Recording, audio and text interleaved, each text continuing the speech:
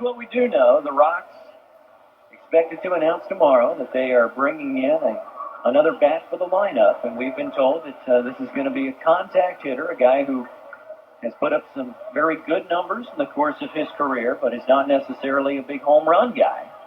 First pitch to Bustos is a fastball that's in there for a called strike, 0-1 the count. The Rocks have searched and searched and searched, but have not found the big home run bopper that they are hoping for. Here's the 0-1 pitch, popped up on the right side. It's going to get into the seats for a foul ball. 0-2 the count now to Bustos. Those guys just don't grow on trees, unfortunately. They go out and pick one. Speaking of big boppers, the guy they had in the lineup, in the middle of the lineup at the beginning of the year, Jermaine Swinton. We told you a while back that he had been cut loose by Coastal Bend. We was told today that he had been re-signed by Coastal Bend. So good for Jermaine. We wish him the best of luck.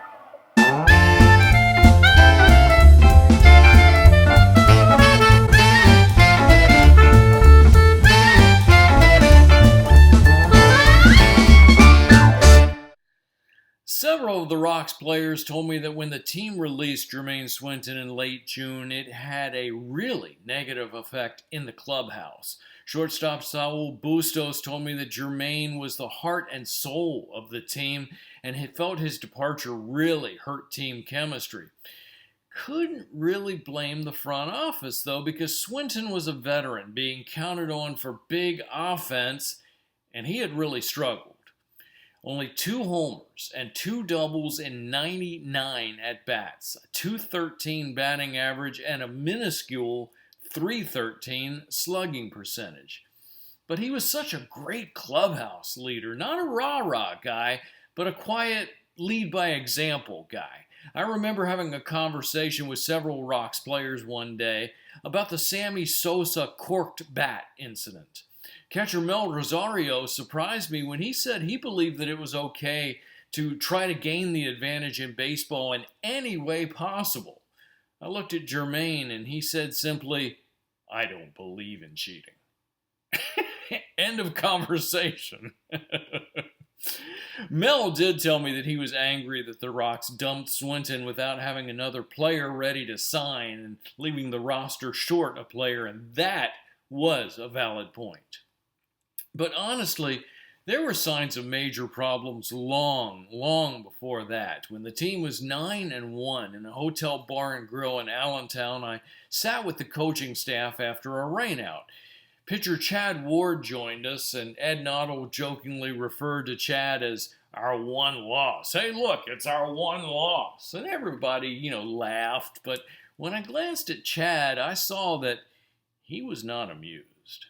Ward had more career wins and strikeouts than any pitcher in the history of the Northern League. The previous season, he had put up mind-boggling numbers with Adirondack, going 10-5 with a 2.02 earned run average and had more strikeouts than hits allowed.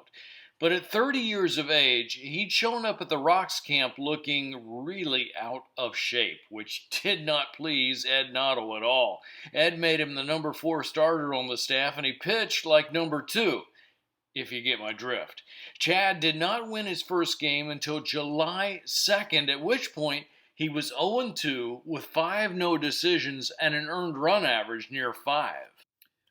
Otherwise, the pitching was going great early on, but pitching coach John Duffy confided in me one day that he felt the young pitchers were not being aggressive enough and things could catch up to them in a hurry. When the Rocks followed their 9-1 start by losing 4 consecutive games with the young bullpen pitchers consistently falling behind in counts, Duffy leaned over to me on the team bus and whispered, "I hate being right."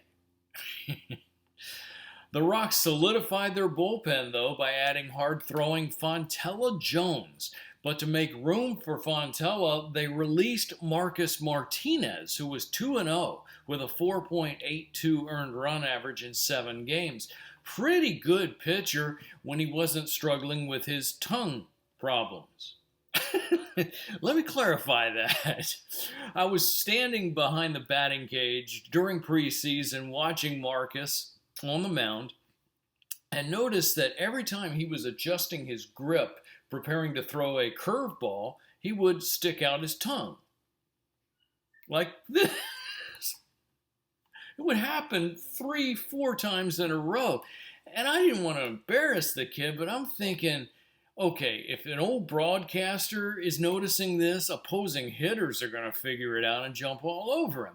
Fortunately, Connor Brooks also saw it. He told Ed, and Ed told Marcus, and they corrected the problem.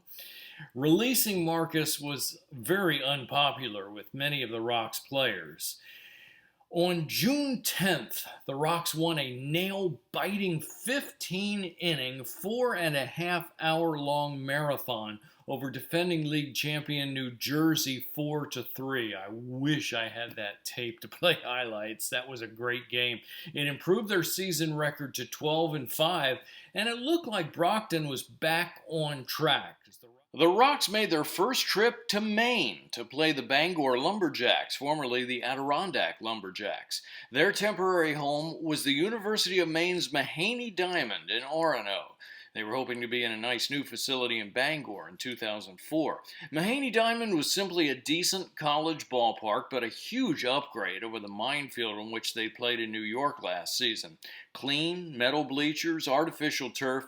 From a broadcaster's standpoint, it was all right, except for finding a location for the crowd mic, which had to be dangled out of a window from the small booth, and there were out-of-control kids running all over the stands who continued to jump up and scream into the mic and grab it. There was one particularly obnoxious kid who kept grabbing the mic and screaming into it, and I warned him about it several times, and he just kept doing it. And finally, while I was broadcasting, he did it again, and I just leaned out of the window and dumped my Powerade drink on his head. The looks on the faces of those kids was priceless, as if they couldn't believe that someone would actually do that with their parents in attendance, but the adults were oblivious. Anyway, after losing 2 out of 3 in that series, the long ride home from Maine became even longer when the bus was pulled over for speeding.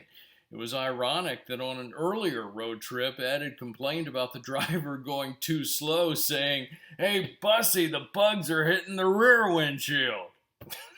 Great line. The Rox returned home and lost 3 out of 4 to Quebec. Still, the fan support was amazing.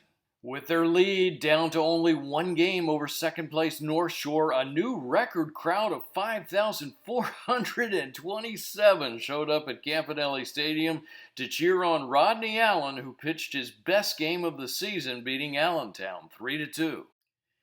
As the Rox' once big division lead continued to evaporate, the players' complaints grew louder, and one that was very justified was the anger at not having a trainer traveling with the team. At home, there was no full-time trainer, but there was at least a rotating door of people coming in to do the job. On the road, there was no one. No one to ice sore arms, to attend to assorted injuries, to oversee proper warm-ups and stretching. And the front office just seemed to consider it a low priority, which was infuriating to the players, and rightfully so. I mean, it was negligent, and it was probably no coincidence that many of the players were pulling up lame. There were so many groin injuries that Ed Noddle was having trouble fielding a healthy lineup. I joked on the air that the title of the Rox' 2003 season could have been Groin Pains. Mike Davis was already out with a groin injury when the Rox headed to Quebec for a series in late June. That's when the team decided to unload Swinton, so now they were without Davis and Swinton. Then in the first game of that series, the team's best hitter, Nestor Smith, was injured, suffered, yes, a groin pull. Had to use pitchers to pinch run and even hit. Rookie outfielder Steve Booker was hurt. You got it, groin pull. And pitcher Mike Marcasano would soon join the Groin Pull Club. Later, it was Mel Rosario's turn. Baby rain or shine, all the time, we got the groin pulls in love. But would the Rox have a first-half championship? What once was looking like a probability was now looking awfully iffy. Be sure to click the subscribe button to follow my wild and wacky journey with the Brockton Rox, because more episodes are on the way. Thanks for watching.